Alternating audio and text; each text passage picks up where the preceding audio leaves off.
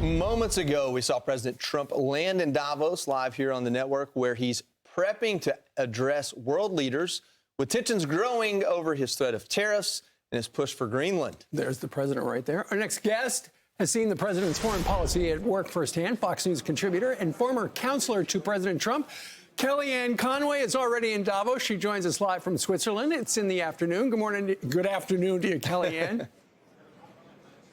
Good morning, Foxy friends. It's great to be here, and we're so happy that President Trump landed and he's ready to address the World Economic Forum. He is. So do you smell smoke right now? Because we've been hearing that all the European leaders' hair is on fire. Yes, there is fire coming out of their ears as well, Steve. And look, a year ago, the president couldn't come because WEF was exactly the same time as his inauguration, but he did participate by video. And the conversation then was he's going to abandon Ukraine. He's going to abandon Ukraine. He did not abandon Ukraine. He's trying to get a peace deal there, as he has in so many other places. Now the conversation is he's trying to steal and take Greenland by military force. No, he's not. He is showing the world that the U.S. wants to be the leader in making sure this incredible strategic asset, Greenland, is being managed by the U.S. Maybe in our control of fair and square deal. It would probably have to pass the Senate, so we have to be careful there. But this whole idea that he's going to do everything through force. Tomorrow he has the peace board. It's not called the force board. It's not called the war board. 35 of the 50 leaders have accepted the invitation because he wants to be the president of peace. But he's going to come here. He's going to lay out all the great accomplishments of his first year, economically, domestically, but really internationally. He's gotten $18 trillion for our country in direct foreign investment. He has brought these peace deals. He has done trade deals. He has strengthened NATO, as Secretary General Rutte has said, by compelling all these countries to pay 5% to the common dues. NATO is for the common economic and military defense. So, of course, he should do that. But, of course, the prediction, he's going to destroy NATO. Right. He's going to come in here. But they can't stop talking about him. Trump is always on their mind. I wouldn't say they're suffering from the same stage 5 Trump derangement syndrome as some people in our country, but they have to give him the benefit of the doubt. They need American. Last thing about Greenland, I just want to say, if you look at Greenland, the Arctic shelf has been melting for a while now. There's a lot of infrastructure and important sea routes there.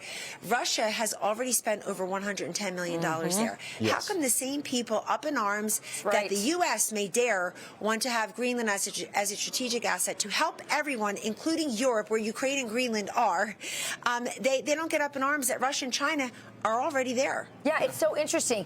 They want us to pay for NATO and their security supposedly against the Russians, but then they don't want us to secure Greenland, which would protect them from the Russians. So it makes no sense at all. So one of the things that we've been talking about here on the couch, Kellyanne, is how different this feels, right?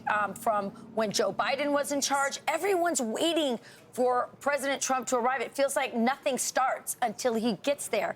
You've also told us in the commercial break that a lot of the wokey globalist stuff that they have been pushing, from climate to gender stuff, that all seems very muted this year. Has Trump blown that up, too, for the World Economic Forum?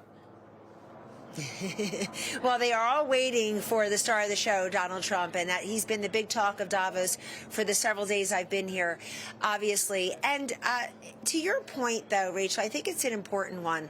I've noticed that some of these bigger center stage issues are now a footnote, if that at all. People just are not talking as much about climate and ESG and global warming. They're not talking about gender identity.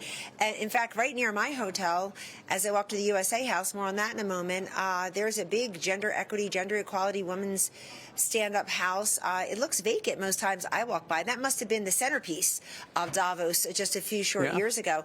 And when President Trump said he was coming to Davos, I had a conversation in the Oval in November, and he said, I'm going to Davos, and I'm one of the people helping with the USA House programming. And he said, what will we do? And I said, that's easy. We'll take all the acronyms, ESG, BLM, CRT, DEI, and we'll replace it with the best acronym, good old-fashioned USA. And that's what we've done with the programming at the USA House. Now, if you look at the program of the World Economic Forum, it still is strewn with some of this, that, and the other, the wokeness, but not the way it was when Biden lit it. Last point, Donald Trump does not suffer from the affliction of the rest of the world looking the other way.